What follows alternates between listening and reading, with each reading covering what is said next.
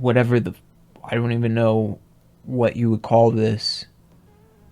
I'm sure they have a term for it. I don't know what I would just call this monstrous. It's unspeakably evil if this is truly going on, and it does seem to be going on. The only question is to what extent and to how far will it go? How long has it been going on? How far will it go into the future? How far are they willing to go? Like this is the sentence that I highlighted earlier. It raises questions to the extent to which the U.S. and its allies are willing to compromise their morals in the pursuit of technological and military superiority. After everything I've just read, and we're just getting started, really, we haven't even gotten into the worst stuff yet. Seems like they might actually be willing to do something like this.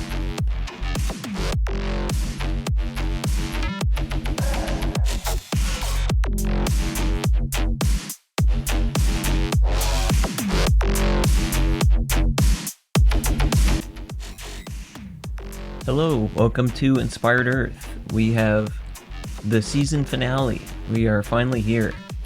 I've been thinking about how to do this episode for so long, what to put in it, how long it should be, and I kind of just said, screw it, I'm just going to do the best I can. I had dedicated the show, I guess this is kind of a good moment to talk about this, considering it's the season finale. I had dedicated the show to Art Bell and Ian Punnett, and I had also mentioned Allie Ward, and Allie Ward makes a different podcast named Ologies, and the reason I bring her name up is because she had inspired me. That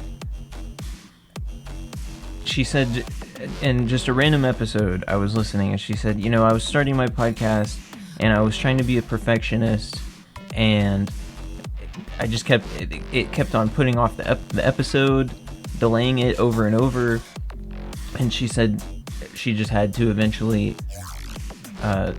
just put it out and be okay with the way that it was, no matter what. And that's basically what I'm gonna have to do with this episode, because I've thought about how to go about talking about these topics and what angle to approach them from for so long, longer than I can even count, because I haven't been counting, but for a very long time, longer than I would even imagine if I knew what it was, I'm sure. But so it's not going to be perfect, and I'm just going to do the best that I can, and it might be a little bit long. This honestly could be probably like 3, 4, 5, 6 episodes. You could make this into like a whole season in its own, this one episode.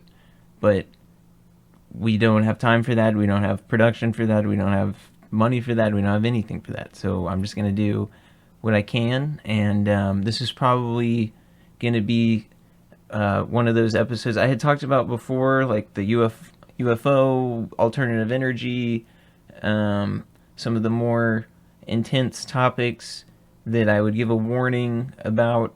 And this is going to be one of those episodes that if you're having trouble with mental problems of different sorts, then you might want to skip past some parts, or just not listen to it, or come back whenever you're feeling better, because this is going to be one hell of an episode. And if you're on the edge, then this is not the time to listen to this one. However, if you're looking for some inspiration and you're like frustrated or pissed off or even disappointed or whatever, like, this might be exactly the information you need. It's going to give clarity to a lot of stuff, but it can be definitely overwhelming, and I just wanted to share that this is not for the faint of heart, and what we're talking about is serious, and this isn't made up. This is I'm almost nervous even talking about this and recording this episode, for a variety of reasons, but it has to be done, and we're going to do the best that we can. And like I said, I've thought about this for a long time, of how to talk about this, and there's no real way to... I mean, you could think about this endlessly. This is like past 4D chess. or we're into like 5D chess or 10D chess, like 10-dimensional chess. This is yeah, this is like deeper than I feel like anybody could organize on themselves. So whatever, I'm just gonna get into it. We're gonna start off with a little bit of a story before we go into the information, and the story will kind of reflect the information as well as kind of the modern times a little bit. So we're going to start off with this magazine from Notre Dame University, winter 24-25. So I assume that was pretty recent, that this is a new edition. Where their loyalties lie, the Oberwinder brothers from Notre Dame were not who they say they were. And I'm probably going to butcher the German pronunciation, so I'm sorry about that. I don't know German very well, but there is a recording of this article that's free to listen to. You can send to people, which is really cool, because this is a really cool article, and I'm probably not going to do as good as whoever was recording this. Who knows, they might even have sound effects and music. I have no idea. I haven't listened to it. It's 20 minutes long on their recording. I don't know how long this is going to be. Probably not as long. I'm going to skip parts of it, but I also might expand on parts of it, so who knows how long it'll be. But it'll be worth it, and then we'll kind of reflect on some other stuff, and it'll tie into other stuff. So, dressed in a silver gray shirt, a military belt, and black trousers, Helmut Oberwinder is flanked by uniformed troops bearing the flags of the United States and Nazi Germany. He marches in formation with 5 other men in German Social Hall in Astoria, Queens, in New York City. They are undergoing a secret initiation to become full-fledged members of the Unterdunst, the uniformed division of Amerikanischer Volksbund, also known as German Amerika Bund. One last warning and announcement before we continue on. Some of this stuff may be really shocking and may even set off the algorithm. So I just wanted to say that this is not an endorsement of any sort of negativity. This is just a historical account of history, and we're learning from history here. So that's all that this is. This is just a history lesson.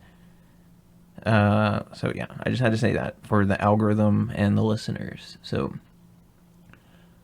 just months after joining the Bund, Oberwinder is reaching its highest levels. Standing before the flags, he extends a stiff right arm and gives the Hitler salute. The post leader shakes Oberwinder's hand as the veteran members loudly voice 3 Sieg Heil cheers. I'm a U.S. Nazi stormtrooper, a new recruit declares in a first-person essay published 7 weeks later. Herr Oberwinder is not who he says he is.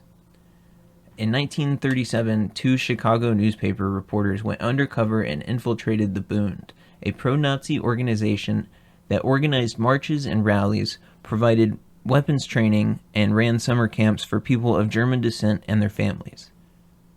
The 2 men, John C. James and James G. Metcalf, who were brothers, published an explosive series of stories in the Chicago Daily Times. The articles were provided first-hand accounts of stormtroopers marching under the swastika banner on American soil, children being taught the Nazi salute, and verbal attacks on Catholicism and Cardinal George Mundelein of Chicago. The Amerikanischer Volksbund was created the year before as an organization for Americans of German heritage. The group operated youth and family training camps and was growing rapidly in 70 regional divisions across the country. Excuse me. And then we have here the Chicago Daily Times from Thursday, September 9th, 1937, 2 cents, and we have these drawings of the men here, and a newspaper clipping. Secrets of Nazi Army and USA by Times Men Who Joined It.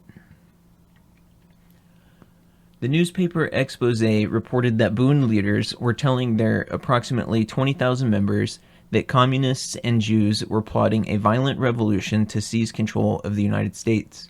When that revolution started, Bund members would crush them. The paper quoted a Bund leader, "We will save America for white Americans." The goal was to consolidate all fascist elements in America into a giant Bund-led movement. The series was reprinted in newspapers across the nation and earned the journalist the National Headliner Club Award for Best Domestic Reporting. The coverage raised alarm among readers, prompted creation of a congressional committee to investigate Nazi activity in America and heighten national awareness of events unfolding in Germany under Chancellor Adolf Hitler. The story of Bund and Metcalfe's expose was recounted in a 2024 PBS documentary called Nazi Town, USA. The Metcalfes, who spoke fluent German, joined the Bund using the names Helmut Oberwinder and James Oberwinder. Those were not fictional personas. They were the brothers' birth names, and they were names they were known by during their youth as minims and high school students at Notre Dame. There's a picture of the two. The road to Notre Dame. The Oberwinder brothers were born in Germany, Helmut in 1904, James in 1906. They were two of four children of Richard Maria Wilhelm Oberwinder, a German journalist, and his American wife, Bernice Roche Metcalfe, a gifted pianist from Notched, Mississippi.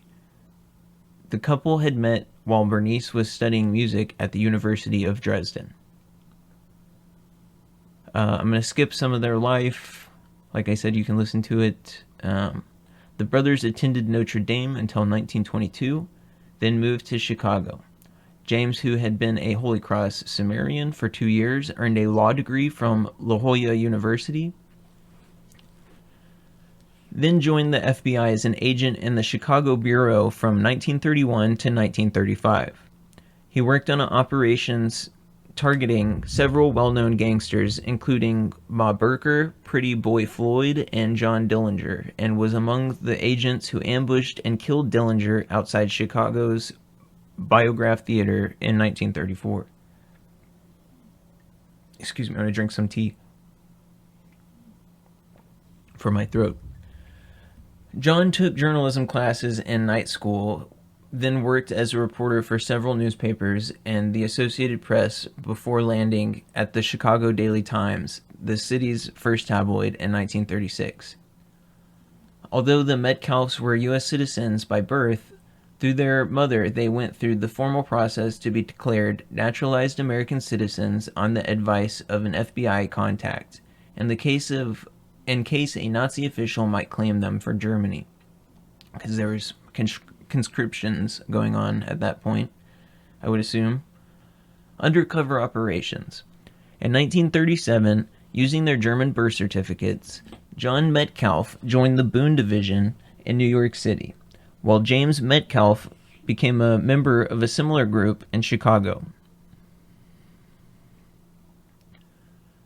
Also working on the project was reporter William Muller, who, unlike the Metcalfes, couldn't speak or read German.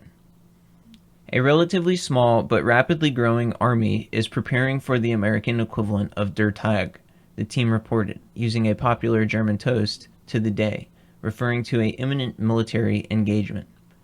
The men built themselves up as Nazi sympathizers and were readily accepted, attending Bund meetings where they heard calls for boycotts of Jewish businesses, drilling the Bund troops, and visiting the group's summer camps.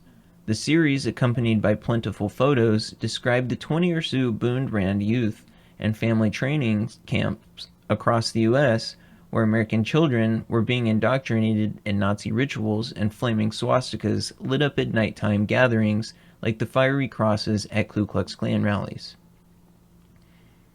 Founded by German immigrant Fritz Kuhn in Buffalo, New York, 1936, the German-American Bund was created to promote Nazi ideology within the United States.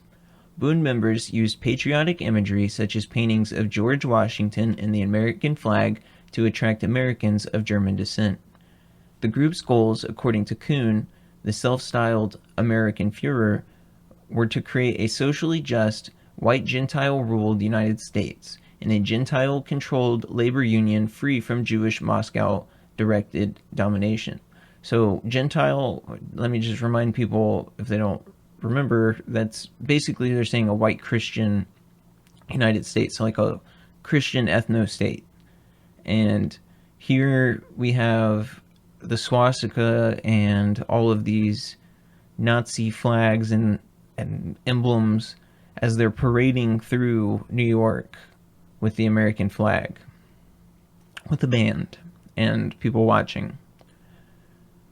Between 1919 and 1933, sorry, before I go on, I will just also say that the doctors and scientists in the 30s were pretty supportive of eugenics. And if you go and look up how Hitler was inspired by the South and Texas Rangers, Jim Crow, the antebellum South, all of the South United States and slavery and Jim Crow and all of that, Hitler was obsessed with it, and that's what inspired him to do everything he did in Germany. So I just wanted to say that. So like the doctors and the scientists, as well as basically the majority of the South, were like pro-Nazi at this time, or at least the Nazi was pro-them, pro-Southern, like antebellum, racist, Dixiecrat type people. And then it ended up transitioning later into like a different type of thing. But so we'll move on here. But the path to war between 1919 and 1933, more than 400,000 Germans immigrated to the United States, driven in large part by Germany's collapse after World War I. Some considered themselves temporary refugees who would return home when the economic and political turmoil in their homeland righted itself. Bund membership was drawn largely from the recent immigrants. That's interesting. So they're focusing on immigrants. After Hitler's rise to power in 1933 and throughout the decade, Americans were well informed of happenings in Nazi Germany. U.S. newspapers and movie theater newsreels routinely detailed events in Germany, including the persecution of Jews and burning of books by degenerate authors. News reports also covered the creation of the first concentration camps in 1933 and 1935, Nuremberg laws that stripped Jews of their German citizenship and eliminated their civil rights. So the reason that we had the Nuremberg trials in Nuremberg was because that's where they started the Holocaust. So it ended and began, well, it's supposed to have been at that place. Americans were facing their own problems amid the Great Depression. With widespread unemployment and the ecological devastation of the Dust Bowl out west, the tragedy of the Great War was still fresh for many Americans, encouraging isolationist views and vows of no more foreign wars. When the Chicago reporters infiltrated the Bund, some of the biggest events of the decade were yet to come.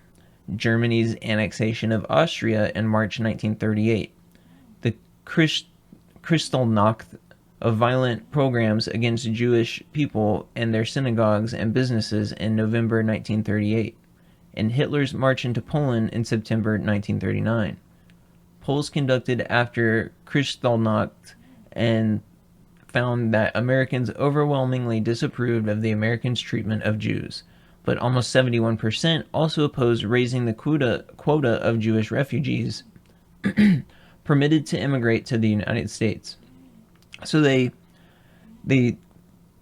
okay, this is interesting here, because so I have to also say that the Nazis started out with, they didn't just start out with the Holocaust, they started out with mass deportations.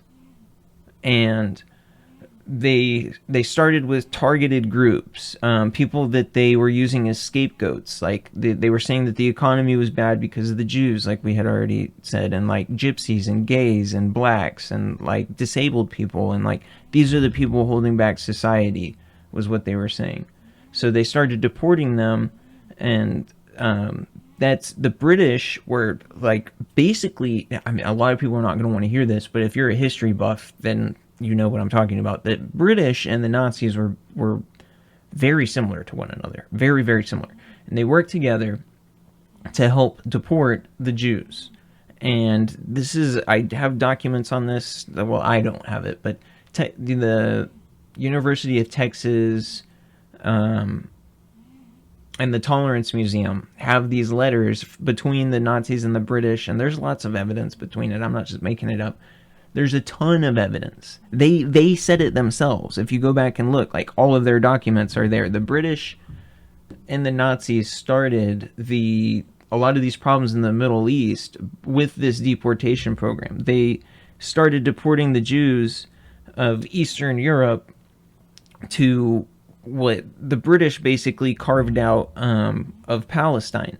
And the reason that the British picked Palestine was because they said that they had a weak national identity, so they would be easy to erase. So the British are saying that they can commit genocide on the Palestinians to allow the Jewish, like white, your Eastern people to come and take the land in the Middle East.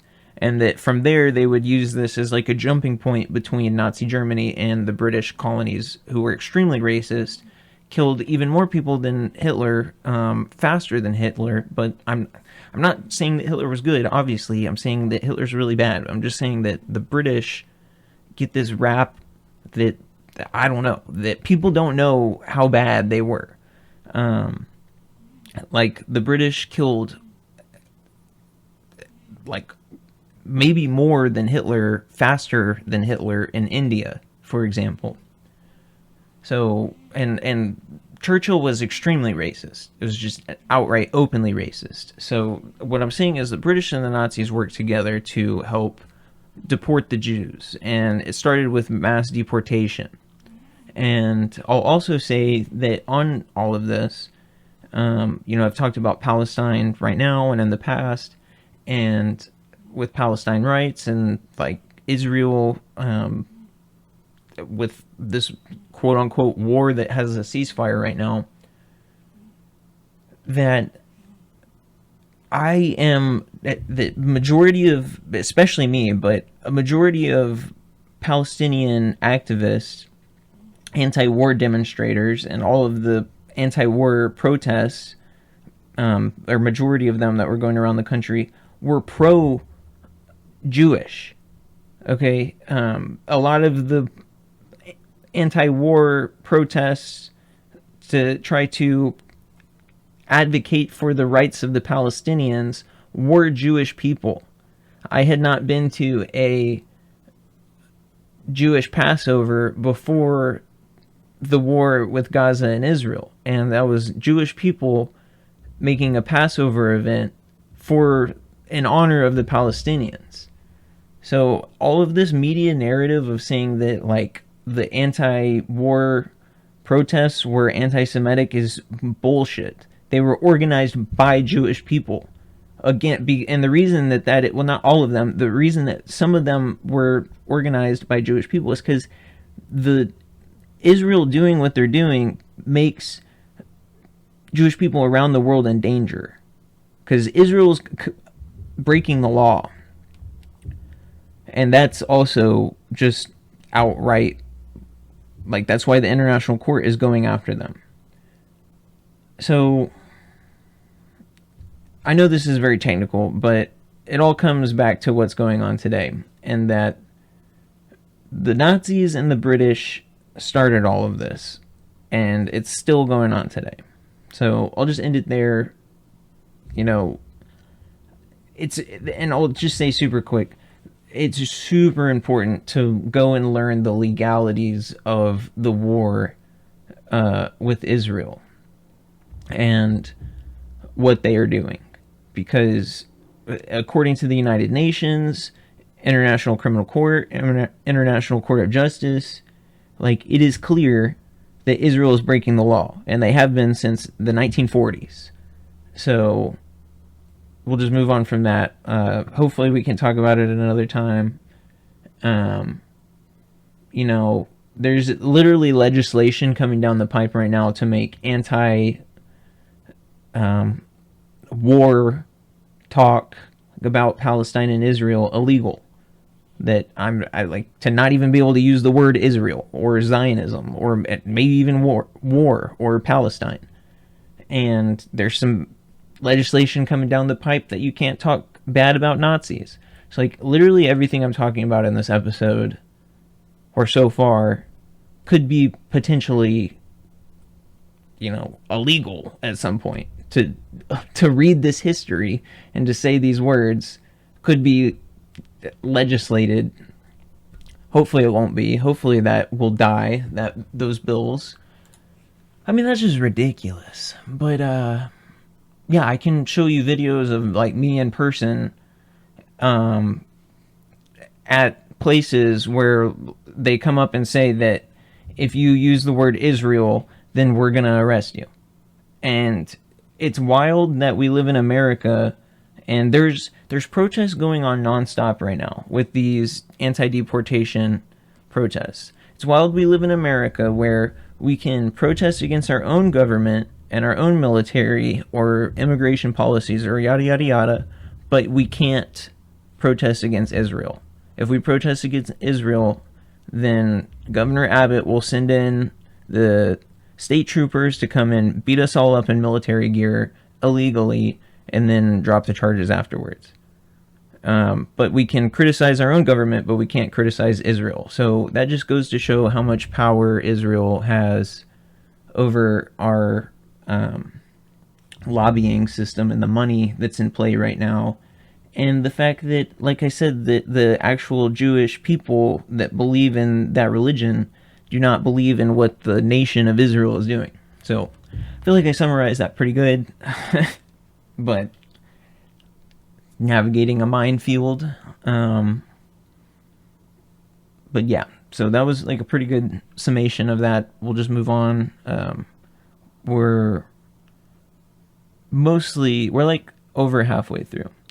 Helmut Oberwinder quickly became a trusted aide to Kuhn, who chose him as a personal representative to visit Boone chapters around the country and report back on their activities, membership, and due collections to assure that they were adhering to the group's national policies and goals. Over the course of 6 months, John Metcalf traveled 20,000 miles on behalf of Boone leadership, secretly gathering material for the Times series. Notably, he attended a 4th of July celebration at Camp Siegfried in Yaphank, Long Island, where the camp's main thoroughfare was called Adolf Hitler Street. The downfall of Boone would largely be brought about by one of the men attending the 1937 4th of July celebration, historian Bradley W.H. Hart wrote in his 2018 book, Hitler's American Friends, the Third Reich Supporter in the United States. He was wearing the uniform of German-American Bund, a Hitler-style shirt and tie with Sam Brown belt, and his hair and mustache shaped to imitate Führer's personal styling.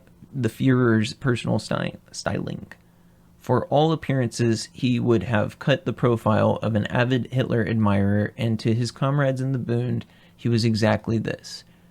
That seeming Hitler enthusiast was John Metcalf. Since at least 1887, when New York World reporter Nellie Bly had herself committed in order to expose the appalling conditions in an insane asylum, undercover reporting had become a regular and impactful, albeit controversial, tool in American journalism. Today, the Society of Professional Journalists Code of Ethics states, avoid undercover or other surreptitious methods of gathering information unless traditional open methods will not yield information vital to the public. In 1938, in the aftermath of the newspaper series, John Metcalf appeared before Texas Congressman Martin Dye's House Committee investigating un-American activities wearing his stormtrooper uniform for dramatic effect. He testified that the main focus of the Boone camps was instilling the four H's: health, Hitler, Heils, and hatred. American boys and girls sing hymns to Der Führer and the Vaterland they have never seen. He told the committee, their youthful feet goose-step in a march of racial and religious hatred. The minds and souls of these babes in the woods are fertile field for the propaganda of the Bund. Metcalf further testified that the primary aim of Nazi sympathizers was to establish a spy network across the United States. At one point, an entire company of Illinois National Guardsmen was composed of Bund members, he said. Fritz Kuhn called the committee proceedings filthy and denied Metcalf's claims. Over the years that followed, John Metcalf would personally expose a range of plots by Hitler's American friends across the country, Hart writes. Metcalf quickly accomplished more than any other single individual working to unravel the threat posed by Nazi sympathizers to U.S. national security. In the late 1940s and 50s, under different leadership during the Red Scare era, congressional committees would focus on individuals suspected of communist sympathies, leading to Hollywood's blacklist and Wisconsin Senators Joseph McCarthy's crusade against federal government employees accused of communist affiliations. After testifying, John Metcalf received death threats and his car was struck by machine gun bullets in an ambush, according to his family history written by his son. He escaped unharmed.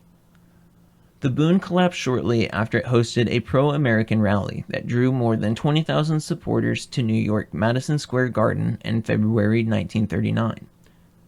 Images of Washington hung next to swastikas and speakers denounced the Jewish-controlled media and called for a return to a racially pure America. Kuhn was a keynote speaker. A force of 2,000 mounted police officers formed a barrier outside the hall, attempting to keep angry anti-Nazis from rushing in. Scuffles broke out in the streets and sidewalks. A few months later, Kuhn was charged with the embezzlement and tax evasion, found guilty, and sent to prison. I have to say this as well. It says 2,000 mounted officers form a barricade to protect the Nazis from the anti-Nazis. Today, I can't say this for all instances, but a majority of it, like you look at Charlottesville, North Carolina, when the Nazis stormed the freaking university, the police let the Nazis attack everyone. Even the freaking professors and students were getting attacked. And it was because of people that stepped in to defend them that they did not get killed. And it wasn't the police that stepped in to stop the professors and students from being attacked by the Nazis. It was other people who all this anti-Nazi legislation will be targeting. The people who protected the professors and the students, that's who this anti-Nazi legislation will be targeting, should it pass. Germany invaded Poland in September 1939, marking the start of World War II. More than 2 years later, Japan attacked Pearl Harbor, prompting the United States' entry into the war. Afterwards, and you have some pictures here of, I guess this is John or James. After his time as a reporter, James Metcalf, a former Cimmerian and G-man, enjoying a long career as a national known poet. He and his wife Lillian had 3 children. He died in Dallas in 1960 at age 53.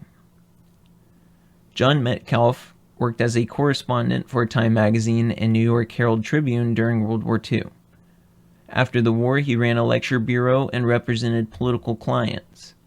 In the late 1960s, he returned to government service as a part of the U.S. Agency for International Development. John was the first of the brothers to write poems for newspapers and had published a book of poetry in 1931. After James' death, John took over his brother's poetry column and continued it for several years. He and his wife Violet had 2 children. He had died in 1971, San Antonio, Texas, at age 66. John returned to the campus in 1940 and gave a talk about his undercover experiences, saying that the communist, Nazi, and fascist elements in this country were spreading hate based on class, race, and religion. He urged rigid enforcement of existing laws to wipe out subversive activity rather than new legislation, and as long as the American people adhere to the Bill of Rights, however, there will be no need to fear the isms in the United States, he said. That's an interesting statement, but that's from 1940. He had not seen the war yet. He had not learned about everything that I had just... Well, I mean, he knew about everything I just read, but as far as, like, the Nazis being inspired by Jim Crow in America and stuff like that, I don't think that he knew any of that stuff. And then he basically took, like, a neoliberal take at the end of this, which I guess could be worse, you know? I mean, he did say that, you know, hate is bad, so that's good. But here's the issue with this neoliberal thing that he's talking about here, this neoliberal system, is that it failed us. And how do we know that? Because what's going on today? Like, everything that I just read in here is basically, like, repeating itself in a way today. And it's come back to a point where there is very little middle class, and it will only be the rich and the poor. And it's going to be like feudal times again, where the kings and the peasants. And the only time the kings make a middle class is to control the bottom. They make the middle class as a, like, middle management to capitulate, to try to prevent them from losing power. Like, these billionaires, like in the 30s and stuff like this, all of America was in a massive labor battle. There was these billionaires who took over America, and they were sending the National Guard and Pinkertons and these privatized military people to go and shoot all these workers who were asking for better pay, and drop chemical bombs on them and strafe them with planes and shoot them with machine guns while they're sleeping. And that's like the Virginia Coal Wars and the Pinkertons and Ludlow Massacre. I think that's the name of it. I might have gotten the name of that one wrong. But there's